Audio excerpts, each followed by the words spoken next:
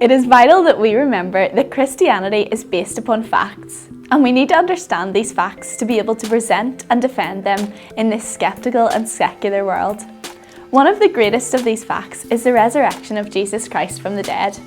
We need to think through the evidence which we can offer for this claim.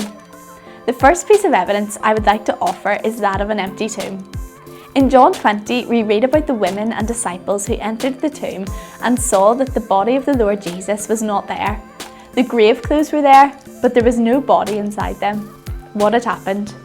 Well, Matthew 28 tells us how the soldiers who had guarded the tomb had witnessed the angel rolling back the stone and reported to the religious leaders what had happened and that there was now no body in the tomb. The leaders met together to decide what to do. The best solution they could find was to ask the soldiers to report to their superiors that the disciples had come during the night while they were sleeping and had stolen the body. And they gave them a large sum of money to bribe them to say this. This attempt to discredit the truth of what had happened has no grounds to stand on when we consider that the disciples could not have stolen the body because of the very heavy stone across its entrance and because the Roman guards who would have never dared to sleep on the job.